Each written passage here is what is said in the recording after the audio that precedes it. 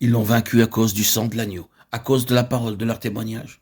Et ils n'ont pas aimé leur vie jusqu'à craindre la mort. Apocalypse 12, 11. Celui-ci a attesté la parole de Dieu et le témoignage de Jésus-Christ. Apocalypse 1, 2.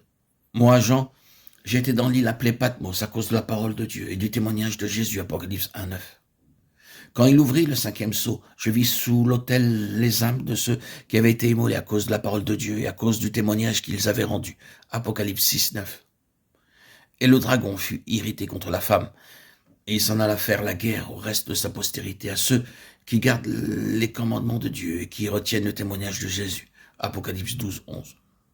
Je tombai à ses pieds pour l'adorer, mais il me dit, garde-toi de le faire. Je suis ton compagnon de service et celui de tes frères qui ont le témoignage de Jésus. Adore Dieu car le témoignage de Jésus est l'esprit de la prophétie. Apocalypse 19, 10. Dans nos précédentes méditations, nous avons vu qu'il y a trois aspects à considérer en relation avec le vainqueur. L'un est une condition ou un état, l'autre une position, et le troisième un témoignage.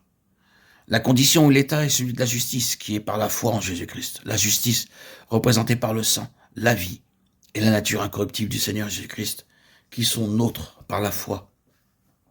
Un état essentiel pour vaincre le méchant, sous toutes ses formes et dans toutes ses œuvres. De l'état résulte une position, un caractère céleste de vie, et de cela un témoignage. Dans notre présente méditation, nous en venons à ce troisième aspect. Comme nous l'avons fait remarquer, ce ne sont pas trois choses séparées, aucune d'entre elles ne peut être obtenue sans les autres, mais chacun mène à l'autre. C'est-à-dire l'état de justice par la foi, quand celui-ci est saisi de façon convenable et suffisante, a pour résultat une position céleste, spirituellement s'entend. Et la position conduit au témoignage. Considérons ces choses dans l'ordre inverse. Le témoignage est là essentiellement en vertu d'une position, et la position en vertu d'une condition. Il est très important de voir pleinement dans nos cœurs la signification de cela. Le témoignage de Jésus n'est pas une affirmation de la vérité, ni simplement une proclamation de faits, de certaines vérités concernant le Seigneur Jésus, sa personne et son œuvre. Il peut être exprimé par des mots, il peut contenir ses faits, il peut être quelque chose proclamé verbalement. Mais le témoignage de Jésus n'est pas simplement cela. Ce n'est pas une formule, une confession de foi symbolisée par des mots. Le témoignage de Jésus qui provoque que le grand dragon rouge et l'amène à se déployer sous toutes les formes de son activité comme cela est exposé ici. Le serpent ancien, appelé le diable et Satan, celui qui séduit toute la terre, l'accusateur des frères. Ces titres représentant l'activité multiple du dragon féroce dans tout son antagonisme. Le témoignage de Jésus qui le provoque et l'amène dans cet état et cette attitude dans lequel nous le voyons dans Apocalypse 12, je le répète, n'est pas un témoignage de mots purs et simples.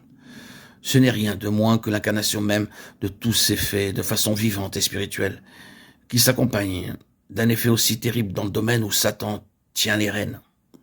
C'est l'efficacité spirituelle des choses qui détermine si nous sommes en présence du véritable témoignage de Jésus, ou s'il s'agit seulement de simples déclarations de la vérité. L'effet que cela produit sur l'ennemi est toujours un indicatif tout à fait sûr. Pour juger, il s'agit du vrai témoignage ou non.